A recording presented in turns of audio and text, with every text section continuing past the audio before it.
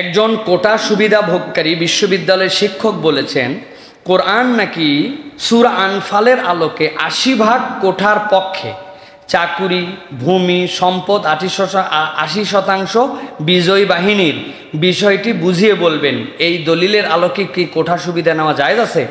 প্রিয় ভাইয়েরা, খুব ভালো করে বোঝেন, আমাদের সমাজে কতগুলো বিস্ফোরা এখন দাঁড়িয়েছে, যারা কোরআন সুন্নাহর মৌলিক জ্ঞান যাদের কাছে নাই, কিন্তু বিভিন্নভাবে তারা কোরআনের অপব্যাখ্যা করে বিভিন্ন কিছু বলার চেষ্টা করছেন। উনি যে কথাটা বলেছেন, যুদ্ধলব্ধ সম্পদ বন্টনের কোটা পদ্ধতির সাথে উনি তুলনা করেছেন। আল্লাহ রাব্বুল আলামিন সূরা আনফালের মধ্যে কি বলেছেন? ওয়ালামু আন্নামা গানিমতুম মিন শাইইন ফাইন্না লিল্লাহি খুমুসাহু ওয়ালি রসুলিহি, আল্লাহ ওয়ালির রসুলি।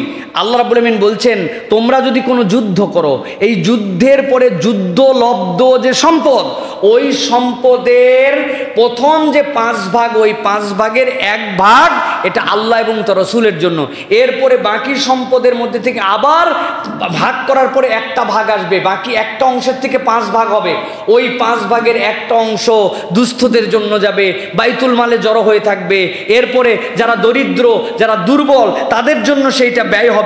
কিন্তু এই যুদ্ধলব্ধ সম্পদ, এইটাকে যদি আপনি এখন কোঠা ব্যবস্থার সাথে তুলনা করেন, তাহলে আমরা বলবো যে আপনি মূল কনসেপ্টটাই বুঝেন নাই। মূল কনসেপ্ট কি? গনিমতের শর্ত হচ্ছে 2টা, একটা হচ্ছে বস্তুগত সম্পদ, আরেকটা হচ্ছে যুদ্ধলব্ধ সম্পদ। বস্তুগত সম্পদ মানে কি? যুদ্ধ জিতে গেছেন, সোনা দানা, তারপরে হচ্ছে বিভিন্ন ধরনের গবাদি পশু, ভূমি, যেটা আপনি জিতেছেন ওইটা যুদ্ধলব্ধ হয়েছে, ওটা যোদ্ধাদের মধ্যে বিতরণ হবে, আল্লাহ এবং রসুলের জন্য পাঠ থাকবে। আল্লাহ মাফ করুক, কথার কথা মেনে নেওয়ার জন্য যদি বলি যে আপনি কোঠা পদ্ধতির সাথে তুলনা করলেন, তাহলে এই কোঠার 1%, 5-এর 1% তো আল্লাহ এবং রসুলের জন্য সংরক্ষিত। তো এই চাকরিগুলো কারা করবে? এই চাকরি কারা করবে? মানে ভণ্ডামির একটা লেভেল থাকতে হবে তো প্রিয় ভাইরা, এই লেভেলকে অতিক্রম করে গেছে। প্রিয় ভাইরা, ভালো করে বুঝেন, একটা বিষয় ইসলামের সাথে কোঠার একটা সমন্বয় আছে। কিরকম? হাদিসের মধ্যে আসতেছে যে হযরত কায়েস রাদিয়াল্লাহু তাআলা থেকে বদরি যে সাহাবী ছিলেন, বদরি সাহাবীদেরকে 5000 দিনার, 5000 দিরহাম ভাতা দেওয়া হতো।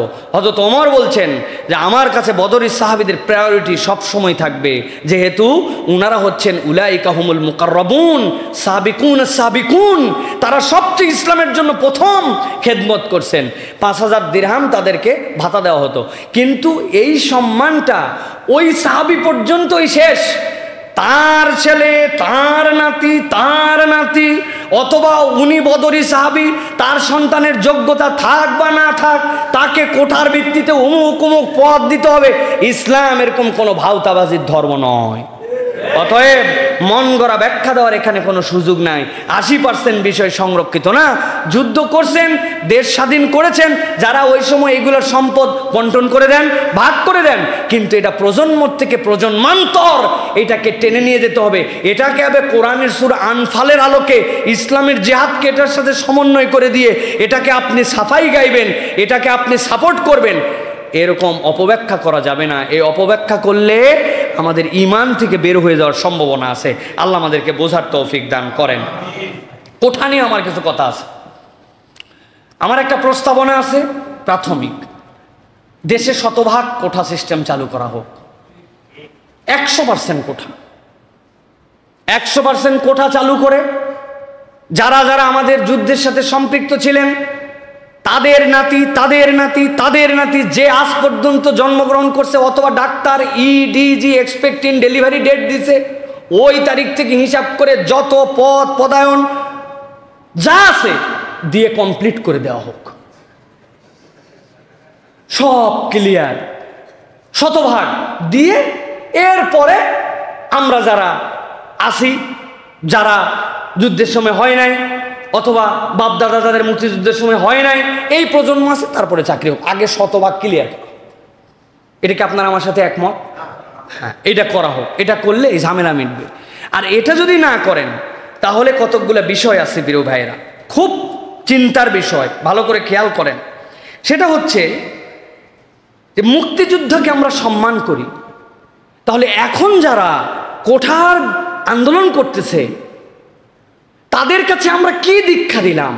তাদের কাছে আমাদের এই চেতনার কি ধারণাটুকু দিলাম যে তারা মুক্তিযোদ্ধার সন্তানদের এটার বিরোধিতা করতেছে? আপনি কি বুঝাতে চাচ্ছেন? যারা বিরোধিতা করতেছে শতভাগ তারা মুক্তিযোদ্ধা বিরোধী, মুক্তিযোদ্ধার চেতনার বিরোধী, দেশের স্বাধীনতার বিরোধী। তাহলে তারা কেন বিরোধিতা করতেছে?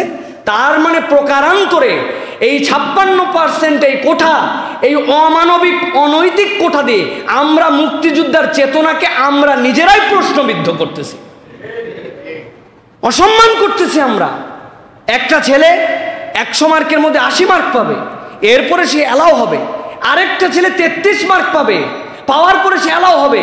মেধার জায়গায় তো আমি আমার দেশকে শূন্য করে দিচ্ছি, আমি তো ওই জায়গায় দাঁড় করাতে পারছি না। হ্যাঁ, বিশ্বের অনেক দেশে আপনি বলবেন, উদাহরণ দিবেন, সব স্টাডি আমার কাছে আছে। বিশ্বে আমাদের পরে সবচেয়ে বেশি কোঠা পদ্ধতি মালয়েশিয়া 55%। কিন্তু কারণ কি?